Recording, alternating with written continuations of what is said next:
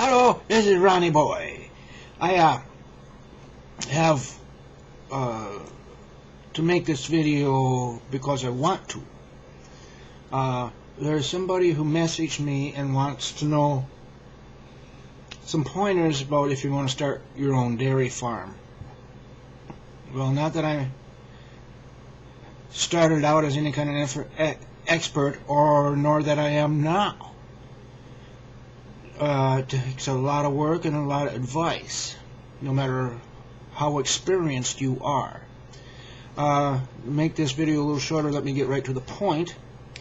The first thing you need to do is keep your attitude positive, and the best way to do that is do your best to keep your place clean. That don't mean you have to go out and paint your barn or anything like that. Keep the weeds cut and get more cleaned up and that, so that when you are on your farm you feel good about it.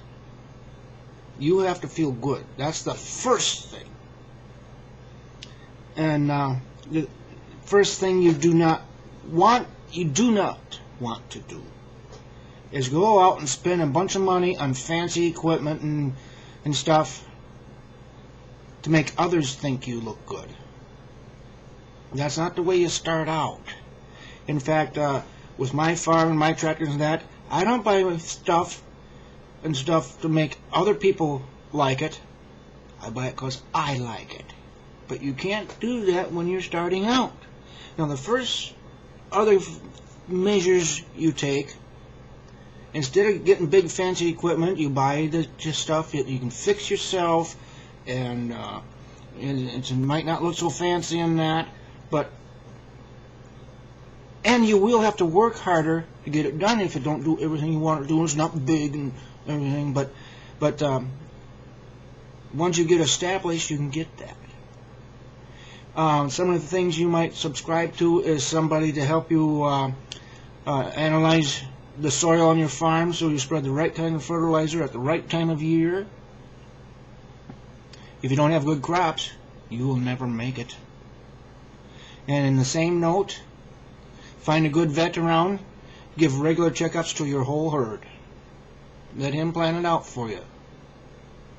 No matter how good you feed your herd, if they're going to get diseased or sick all the time, no matter how good of crops you got, you're not going to get a good cow, which means you're not going to get the milk, and you might lose the cow.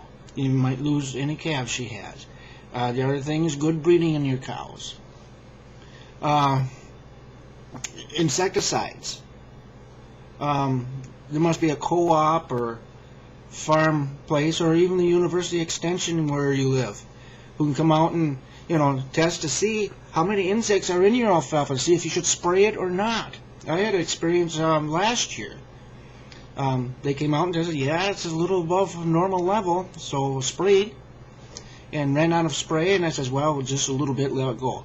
Didn't get any alfalfa out of it at all. Bugs ate it all up. So it's wise to use the help that's available to you. Before you go buying big, expensive stuff, machinery and that, use the small stuff. Takes some time, takes a lot of work. But this is getting a little long. I just wrote down a few notes, but I'll come back to you again on it. But the first thing is, you got to feel good about yourself. Farming is hard work. It's heavy work. It's hot. It's sticky. It's dirty. You got to make your farm so you're happy being there. Not necessarily bright, shiny red barns and great shiny tractors and big equipment and people honking on the road. No. It's going to take a lot of work before you can start having stuff, well, I don't want to say it, but like stuff like I got now. I didn't just get here overnight. I worked for a lot of years as a hired man for a lot of different farmers. Had some jobs in town just to help make myself have something to eat. Got the opportunity to get one, a farm. But I didn't start out like this. No way. I'm just nicely starting to get like this. And it's still hard work. I don't have such a big herd. And I don't sell any crops. In fact, I buy a few crops. I go and harvest. But, no, don't think you're going to be a big shot farmer overnight. No, you're the guy that people probably talk about behind your back. But here, my first rule is, for what little means you might have, keep yourself happy. If you start getting down, your work's going to fail, and so will your farm and your herd. Keep yourself happy. Use the tools that are available to you by the experts. Cost you a little money. I can't buy that tractor because I got to pay this guy to come and analyze my soil so I know what to fertilize with, and the insect people who come and see if I have to spray for bugs and stuff like that. No, it's hard starting out. I give you a lot of credit for your courage and determinability. Okay, I'm just putting this up because somebody asked me some advice, and that's what I can put together on the outset. But when I think of something else, or if you have a question about something I said, or want me to go further on something, I will. Now, don't think I'm an expert. There's a lot better farmers around here than me, but they're a lot bigger than I am, and I choose to stay the size that I am because I can go out and have fun too. I don't stay all the time on my farm. Oh, I could be big like them. Then what's the fun in it? I'd be showing off to other people. The only one I have to impress is myself. If I can't afford something, that tractor I bought? No, I didn't pay for it all at once.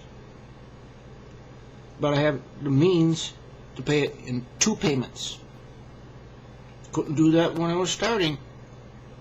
I went to auctions and buy something broken down and fixed it up.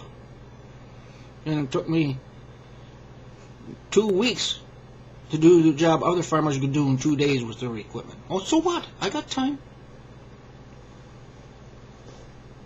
You don't have to be big to start out with, but be careful. Okay, Ronnie boy, thank you for messaging me.